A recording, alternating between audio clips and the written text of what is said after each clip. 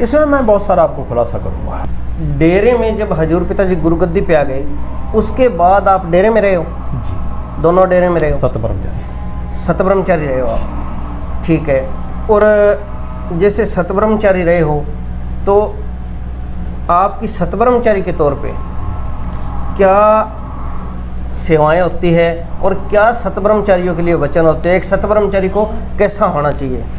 जो हजूर पिताजी की पावन शिक्षा है, जो वचन है, वो आप थोड़ा सा बताएं। इसमें मैं बहुत सारा आपको खुलासा करूँगा।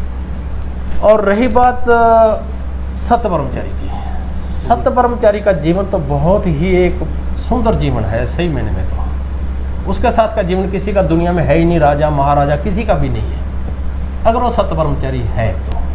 बिल्कुल। वरना वो अपनी ज़िंदगी अपने हिसाब से जी रहा है तो देखो फिर तो वो गृहस्थियों की तरह ही है।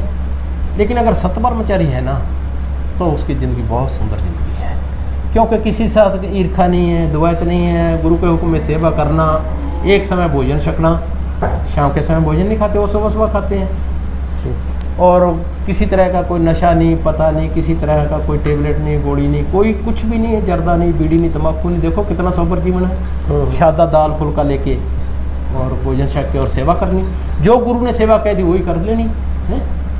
जीते तो हम घरों में भी हैं, कितनी मशक्कत से जीते हैं, गधे की तरह बोझा ढोते हैं संसार का। बिल्कुल। तो गुरु के हुक्म में रहना तो बहुत ही अच्छी ज़िंदगी है, बहुत प्यारी ज़िंदगी है।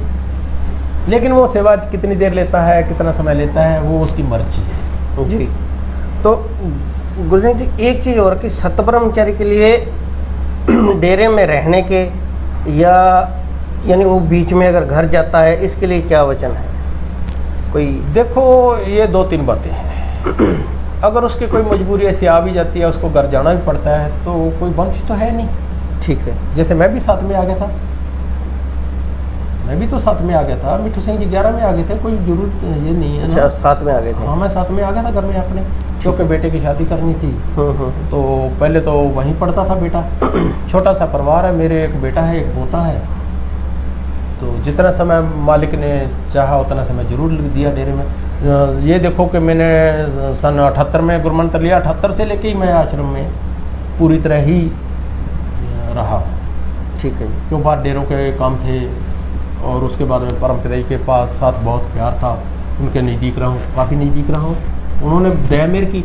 उसके बाद में हजूर महाराज जी साथ में आ गए तो सेवा और डेरों में बढ़ गई, 24 घंटे का काम हो गया। उसके बाद में ये गद्दी पे चले गए तो परम पिता ने इनका परिवार के बारे में जो सेवा दे दी, बहुत बड़ा मान किया। मैं तो उनका धन्यवाद करता हूँ, कोटि कोटि धन्यवाद करते हैं हम तो दोनों, कि हमारे पे इतना विश्वास किया, क्या परिवार की सेवा हमें दी।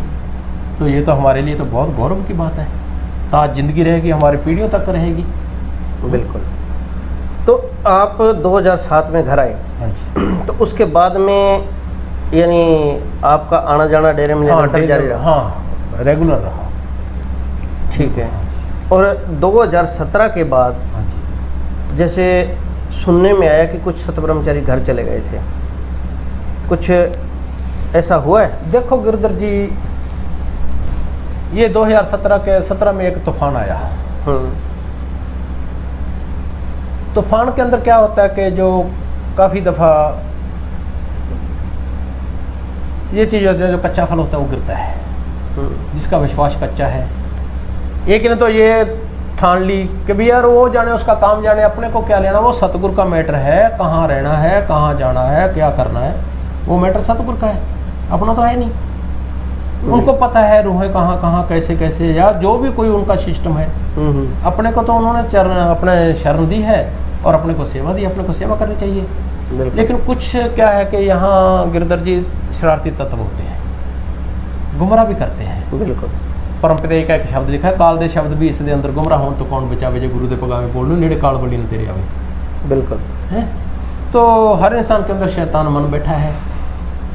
किसी की इधर उधर की सुन ली तो वो कहते हैं यार यहाँ डेरे में क्या पड़ा है, चल मजे ले यार, शादी करवा लें, ये करवा लें, वो तो करवा लें। वो बहुत कुछ ऐसे गए हैं जी। लेकिन गुरु का तो ये आदेश नहीं है। बिल्कुल।